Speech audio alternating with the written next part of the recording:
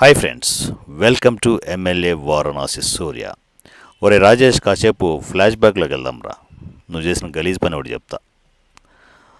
నువ్వు జనసేనని టార్గెట్గా చేసుకొని జనసేనలోకి దూరడానికి చాలా ప్రయత్నాలు చేసావు. చాలామందికి తెలియకపోవచ్చు, కానీ కొద్దిమందికి, నాలాంటి వాళ్ళకి ఇవన్నీ తెలుసు.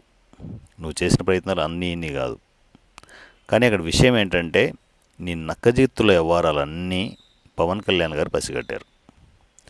అందువల్లే ఇంతమందికి కొత్త వాళ్ళకి అవకాశం ఇస్తున్నా కూడా నిన్ను పొరపాటును కూడా గేటును కూడా దాకనివ్వలేదు.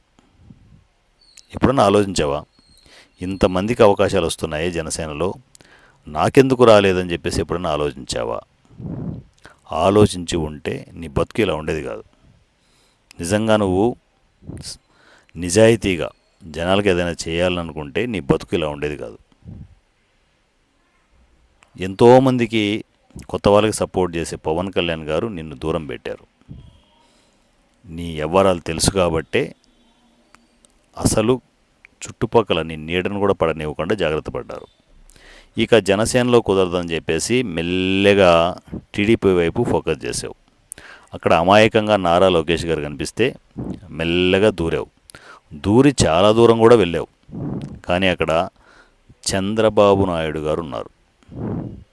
ఆయన బెత్తం పట్టుకొని మొత్తం అంతా ఫిల్టర్ చేస్తే నువ్వు ఎదవ్వి అని క్లియర్గా క్లారిఫికేషన్ రావడంతో ఎమ్మెల్యే సీటు వరకు వెళ్ళి, అది నారా లోకేష్ గారి పుణ్యం ఆ అనౌన్స్మెంట్ చేయడం అనేది, అంతవరకు వెళ్ళి చంద్రబాబు గారు ఆపి నిన్ను ఎడంకాలతో తొక్కిబట్టారు.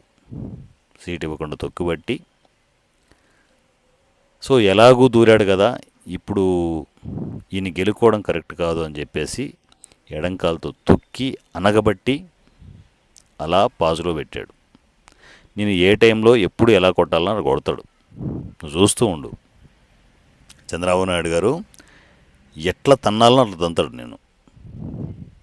కానీ నీకు తెలియక ఇంకా భజన చేస్తూ, అంటే వేరే దారి లేదనుకో, ఇంకా టీడీపీ భజన చేస్తూ చెమ్మచెక్క అనుకుంటూ నీ స్టూడియోలో ఎగురుతూ కూర్చున్నావు.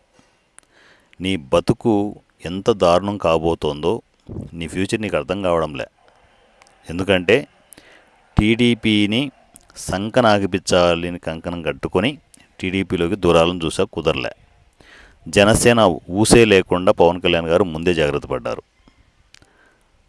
ఇప్పుడు టీడీపీలో ఉన్నాననే భ్రమలో ఉంటూ టీడీపీ భజన చేసుకుంటూ వేరే ఆప్షన్ లేకుండా, వేరే టాపిక్లు లేకుండా, ఏం చేయాలనో దిక్కు తోచక అటు ఇటు తిరుగుతూ ఏవో టైంపాస్ వీడియోలు చేసుకుంటూ బతికేస్తున్నావు.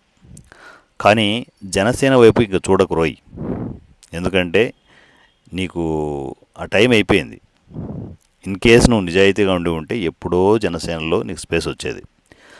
స్పేస్ లేదు, జనసేన వైపు రాలేననే మొన్న ఆ కారు కూతులని ఊసావు ఎలక్షన్ల ముందు. పవన్ కళ్యాణ్ ఓడిస్తాను. అరే, నీ బతికేంటో తెలుసారా నీకు?